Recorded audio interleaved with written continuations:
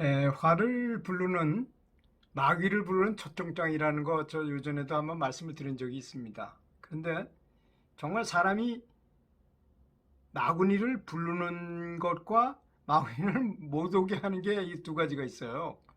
사람이 살아보면 호르몬도 그렇습니다. 그 페트 MRI를 이렇게 찍어보면 행복 호르몬이 나올 때는 황금색 물질이 이렇게 나와가지고 뇌를 이렇게 감싸다가 이게 혈액을 통해서 전신으로 쫙 퍼져나가거든요. 근데 반대로 이제 분노심이나 근심, 걱정, 고민 이런 걸 하게 되면 시커먼 연기 같은 게 무럭무럭 나와가지고 머리를 이렇게 잠식해요. 그럴 때 여러분 아시죠? 그럴 때가 어떤 때인지. 여러분이 갑자기 화가 났다거나 뭐 긴장 공포했을 때 내 이름도 생각 안 나고 정말 이건 도저히 있을 수 없는 것 같은 거를 잊어버리고 막 생각이 안 나고 머리가 탁 멈칫 할 때가 있잖아요. 그때가 그런 겁니다. 사람은 뭐 제가 여러 번 얘기했지만 머리 바깥에 머리가 3층으로 돼 있잖아요. 맨 바깥에가 사람 이성뇌가 있고 그 다음에 동물뇌가 있고 그 다음에 맨 가운데 이 중추신경계통으로 올라가 있는 맨 마지막 있는 거 파충류뇌가 있는 겁니다. 그러면 이제 제일 먼저 죽는 게 뭐가 있어요? 사람 뇌가 죽지요. 그리고 동물뇌까지 죽어버려. 파충류 같이 살잖아요.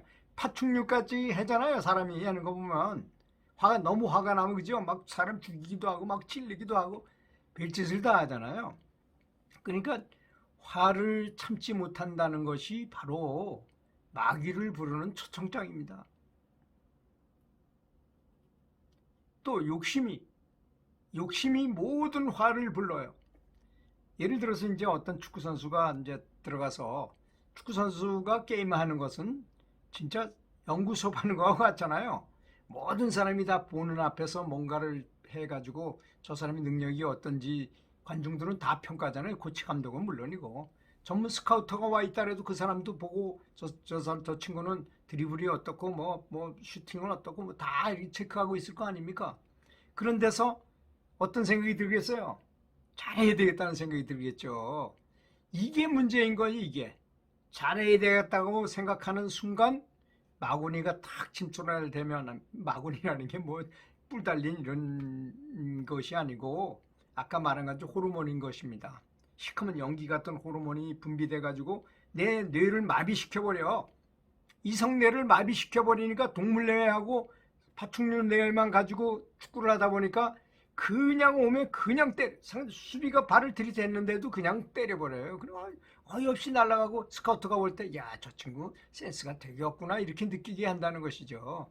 근데 사람 뇌가 잘 작동될 때는 칠날에다가 페인트 딱 씌워가지고 완전히 수비를 제껴놓고선 아주 부드럽게 그렇게 세지도 않게 부드럽게 슈팅을 해가지고 골을 넣는다 이겁니다.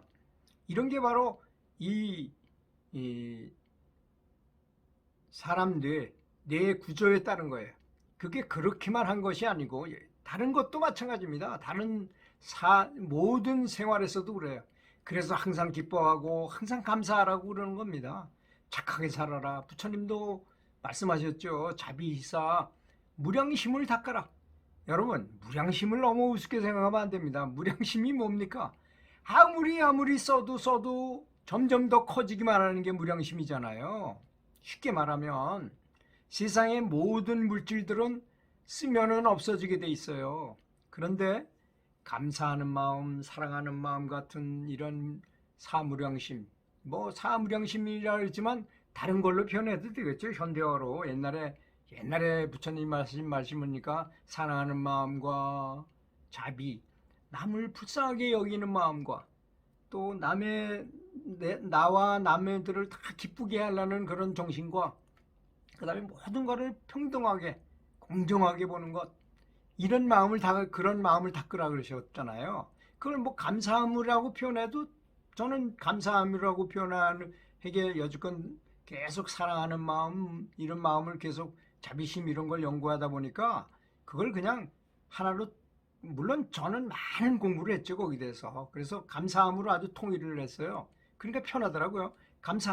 예를 들어서 연부를 하는데 부처님께 감사한 마음을 가지고 연부를 하면 저는 기를 잘 느낄 수 있는 사람이니까 내가 그냥 보통 연부를 했을 때보다 부처님께 아주 지극한 감사한 마음을 가지고 염불했을 땐 굉장히 에너지가 강해진다는 것을 스스로 느낍니다. 그러니까 그렇게 해야 될 거 아니겠습니까?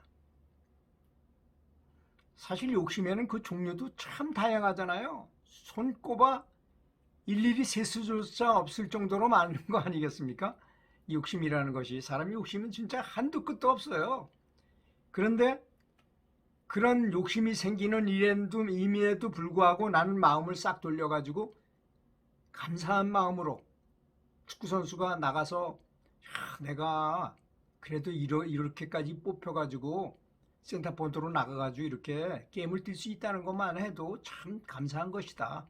나는 누구한테 잘 보이려가 아니라 그냥 내 자신과의 약속에서 최선을 다해서 열심히 뛰는 거, 아주 재밌게 하는 거, 게임을 아주 재밌게 하는 걸로 내가 목표로 삼아서 한번 이렇게 축구를 잘 재밌게 해보자. 이렇게 한다면 이 사람은 생각이 확 바뀌었잖아요. 그죠?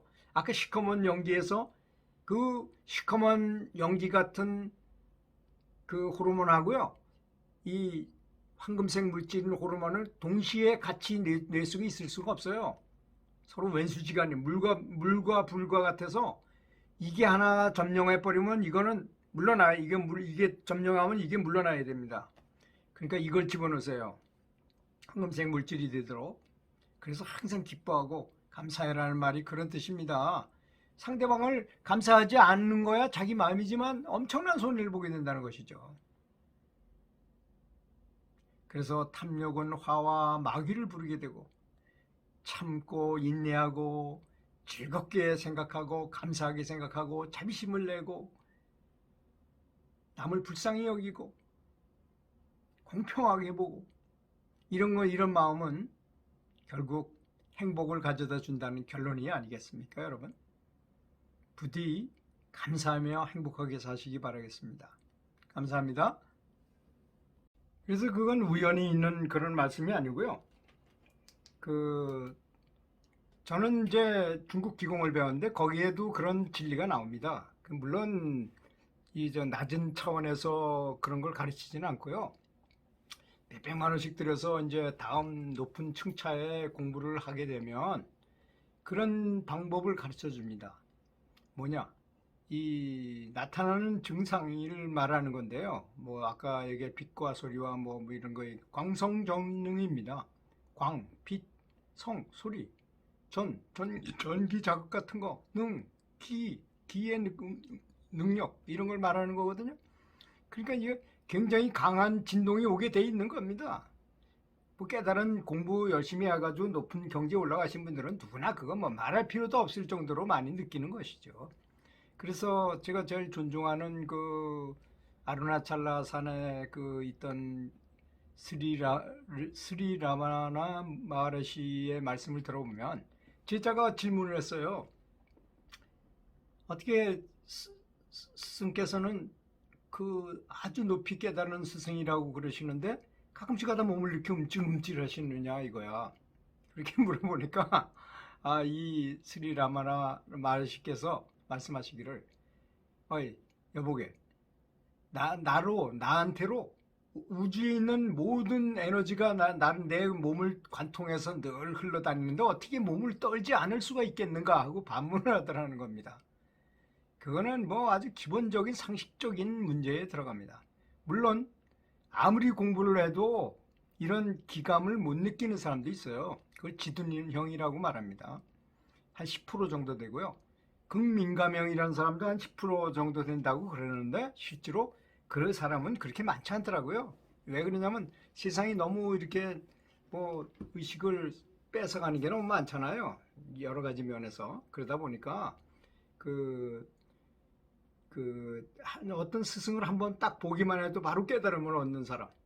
뭐 육조 해능선사 같은 분이죠. 금강경에 말 한마디를 응무소주 이생기심이라는 말을 듣고 바로 깨달음을 얻었다를 정도니까 그런 분은 있지만, 그런 분은 이제 마하리시께서는 화약을 짊어진 사람이라고 표현했더라고요. 화약을 딱 짊어지고 있다 불만 딱 붙이면 그냥 바로 빠바방 하고 터지는 사람을 말하는 거죠. 그러니까 전생에 근기가 수행을 오랫동안 해왔던 근기가 아주 높은 사람을 말하는 것입니다. 그래서 이제 이 기에너지를 느낀다는 것은 대단히 중요한 사실입니다. 사실 아까 제가 얘기한 것처럼 기는 곧 빚이기 때문에 빚이 많아야지만 그 사람이 뭐 우리는 그랬잖아. 야, 그 사람 빚 봤다 뭐 이런 말을 하는 쓰는 말이 바로 깨달음을 얻었다는 것이거든요. 우리나라가 전통적으로 얼마나 오랫동안 그 불교를 숭상하고 도를 닦은 사람이 많았습니까? 그래서 그런 말이 우리 일반 대중들 입에서도 이렇게 전해 내려오는 말입니다. 빚 봤다는 말. 그게 깨달음을 얻었다는 거잖아요. 그때 당시나 뭐 인생 전체로 볼 때 그게 더 중요한 거니까. 내가 왕이 되는 것보다도 더 중요한 게 내가 깨달음을 얻는 거 아니겠습니까? 사실 몰라서 그렇지 우리가 사물을 보고 뭐 이러니 저러니 뭐 이러쿵저러쿵 해도 이 우주 전체가 나로 인해서 있게 된다는 거 아닙니까? 인간법계성 일체유심조라 그랬어요. 그게 금강경의 핵심입니다. 세상의 모든 뭐 법계의 모든 여기 지금 우리는 현실 세계만 보고 있지만 현실 세계만 어디 있겠습니까? 그 우주에 삼천 대천 세계가 있는 거지. 우주가 삼천 대천 세계가 있다는 거예요. 3천 개 이상이 있다는 거예요. 우주만 해도 대단히 큰 거잖아요. 그 안에 뭐 소행성 뭐 달, 별, 해가 있는 그런 우주가 3천 개나 더 있다는 건데 그런 중에 우리가 이렇게 살고 있는 이거는 그림자 세계라고 그러는 겁니다. 진실된 세계가 아니다. 진실된 세계를 말해서 법계라고 말하잖아요. 법계의 그 성질을 비춰보니까 인간법계성 일체유심조더라. 모든 게 마음이 이루어져. 지금 뭐 광자 물리학, 양자 물리학이 이렇게 발달하다 보니까 이제 그것이 사실로 됐잖아요. 사실로 이제 점점 더 그 과학적으로도 입증이 되는 얘기죠. 그래서 이제 의식이라는 건 굉장히 중요합니다. 어떤 사물을 보고 느끼는 것.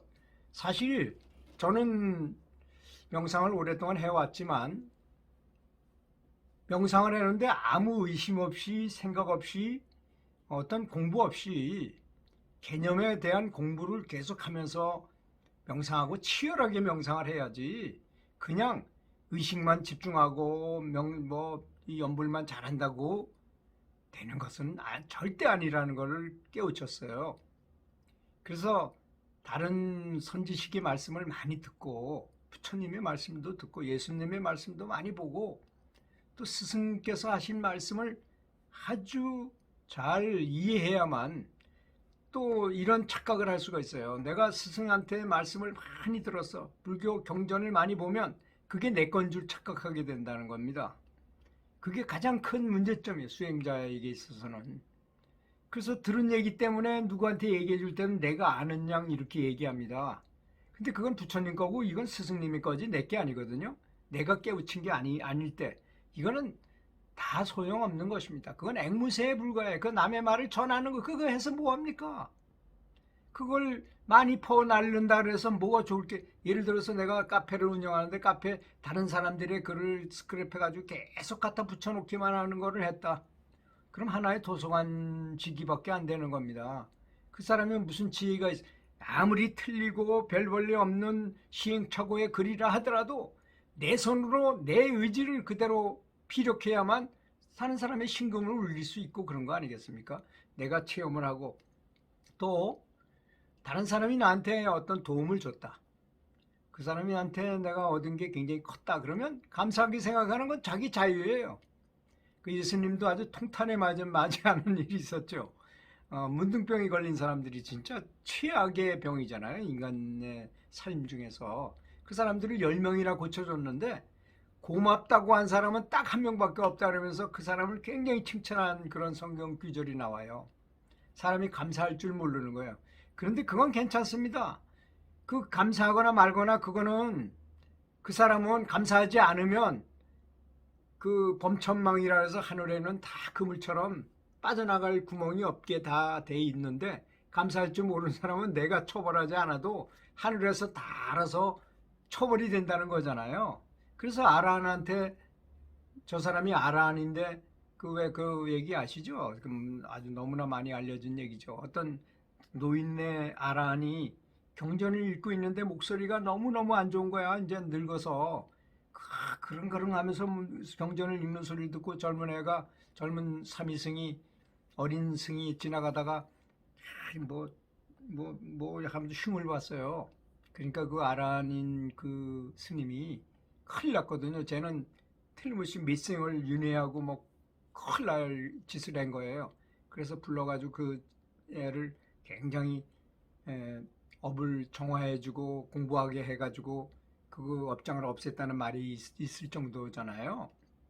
그래서 우리는 잘 모르고 뭐 고수가 내가 고수라고 말합니까?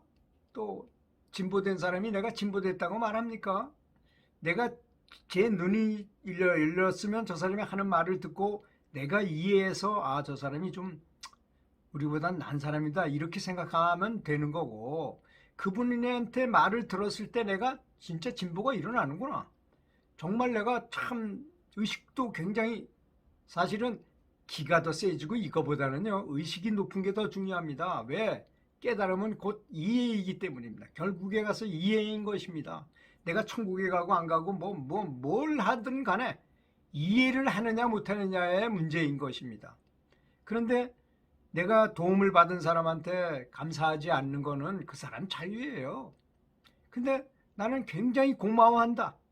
그럼 그 사람한테 공덕이 그만큼 가는 겁니다. 그건 굉장히 중요한 개념이에요. 그렇게 생각해야 되는 것인데, 그걸 저는 폭포수의 법칙이라고 말하거든요. 이제 폭포수의 법칙은 뭐냐?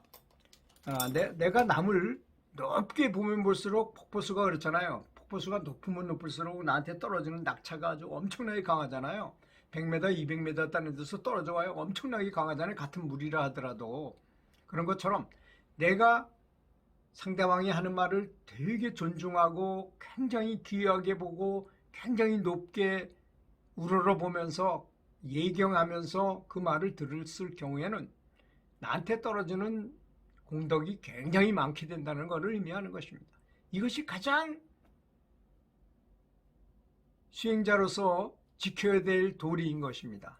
그래서 옛날에 법을 잘 전해주지 않았다는 아주 여러 가지 미래르빠의 스승을 보면 미래르빠를 엄청나게 고성시키고 훈련시킨 다음에 정말 미래르빠가 완전 헌신의 마음으로 돌아왔을 때 법을 전해줬다 그러잖아요. 그건 제가 지금 이렇게 생각해봐도 그런 것 같은 생각이 들어요.